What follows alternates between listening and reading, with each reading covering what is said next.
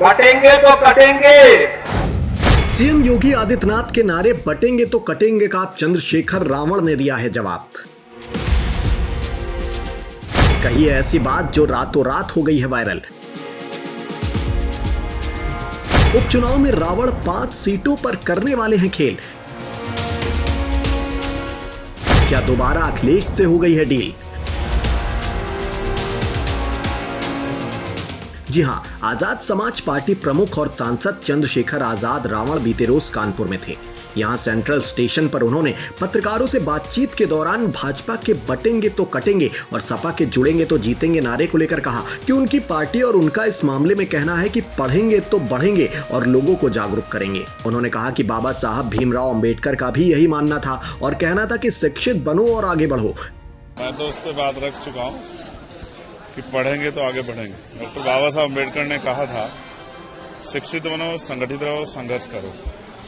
तो हम लोग जागरूक करें लोगों को और वो अपने अधिकारों के प्रति जागरूक हों, तैयार हों अपने छिने हुए अधिकारों को लेने के लिए।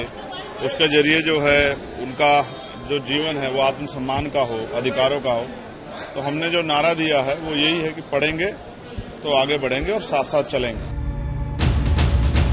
कटेंगे और बटेंगे की बात पर उन्होंने कहा कि इस संबंध में मुख्यमंत्री से पूछा जाना चाहिए कि वो मंच से जातियों को बांटने की बात करते हैं। कटेंगे बटेंगे जैसे बयान से क्या प्रभाव पड़ता है? मुख्यमंत्री जी को जवाब देना चाहिए जब वो मंच पे खड़े होके हरिजन और गैर हरिजन की बात करते हैं। बांटा किसने? पहले ब्राह्मण, क्षत्रिय, वैश्य में, फिर जातियों के आधार में, जातियों में भी जातियां, गोत्र किसने बांटा? आप जानते हैं कि ये सब जो है जिन लोगों ने व्यवस्था बनाई उन्होंने ही बांटा।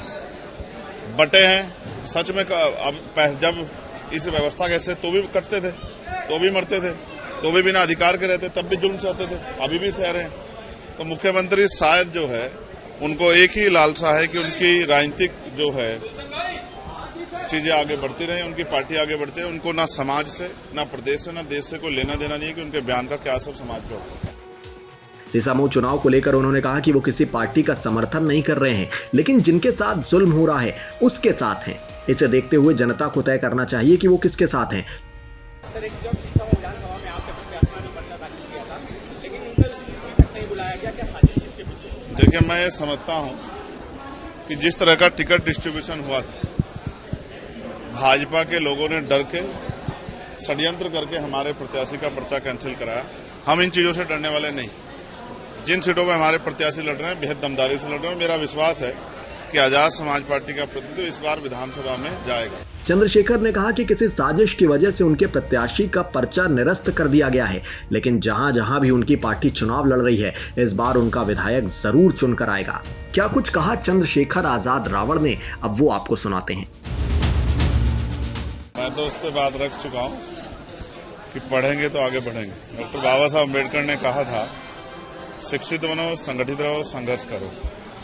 तो हम लोग जागरूक करें लोगों को और वो अपने अधिकारों के प्रति जागरूक हों, तैयार हों अपने छिने हुए अधिकारों को लेने के लिए।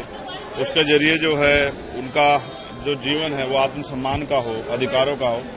तो हमने जो नारा दिया है वो यही है कि पढ़ेंगे तो आगे बढ़ेंगे और साथ साथ चलेंगे। कटेंगे बटेंगे जैसे बयान से क्या प्रभाव पड़ता है? मुख्यमंत्री जी को जवाब देना चाहिए जब वो मंच पे खड़े होके हरिजन और गैर हरिजन की बात करते हैं। बांटा किसने? पहले ब्राह्मण, क्षत्रिय, वैश्य में, फिर जातियों के आधार में, जातियों में भी जातियां, गोत्र किसने बांटा? आप जानते हैं कि ये सब जो है जिन लोगों ने व्यवस्था बनाई उन्होंने ही बांटा। बटे हैं सच में। अब जब इस व्यवस्था कैसे तो भी कटते थे, तो भी मरते थे, तो भी बिना अधिकार के रहते, तब भी जुल्म सहते थे, अभी भी सह रहे हैं।